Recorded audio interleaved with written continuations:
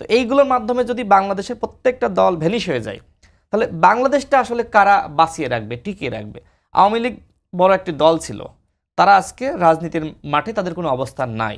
এখন বিএনপি মনে করেন আগামীকাল পরশু বা 1 মাসের মধ্যে ভ্যানিশ হয়ে গেল, এরপরে গণ অধিকার পরিষদ ভ্যানিশ হয়ে গেল, এরপরে গণসংহতি বলেন, ইসলামিক অন্যান্য দলগুলো বলেন, জামাত ইসলাম, সব দলগুলো একের পর এক, মানে আওয়ামী লীগ থেকে মনে করেন আওয়ামী লীগকে তো ভ্যানিশ করা হয়েছে, আমরাই করেছি, কিন্তু এরপরে যদি দলগুলো একের পর এক এইভাবে শেষ হতে থাকে, তাহলে বাংলাদেশটা আসলে কারা চালাবে? নতুন শক্তির উত্থান যাদের কথা বলছেন তাদের বিরুদ্ধে তো একই ধরনের অভিযোগ আছে, শুরু থেকেই অভিযোগ। তো বাংলাদেশের প্রত্যেকটা দলকে বিতর্কিত করা হচ্ছে বা বিতর্কিত হচ্ছে।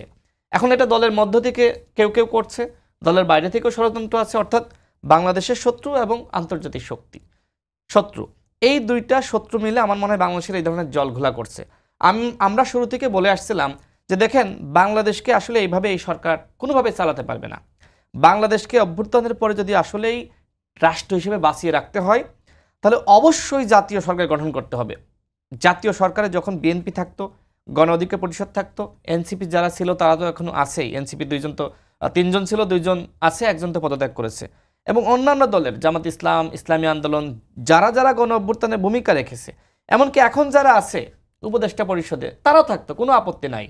মোটামুটি 50 জনেরও যদি একটি উপদেষ্টা পরিষদ গঠন করা হতো, সব দলের মিলে কিন্তু একটা মোটামুটি প্রতিনিধিত্ব থাকতো, তাহলে সবাই মিলে রাষ্ট্রটা আসলে সংস্কার করতে পারতো এবং এই সরকারটা শক্তিশালী হতো।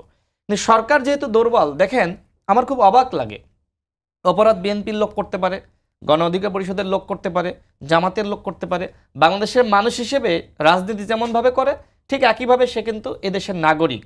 তার মানে সামগ্রিকভাবে যে দলের পরিচয় অপরাধটা হোক না কেন, বাংলাদেশে তো অন্যায় হচ্ছে, অপরাধ সংগঠিত হচ্ছে, এই ক্ষেত্রে সরকারকে আরও বেশি কঠোর হওয়া দরকার ছিল।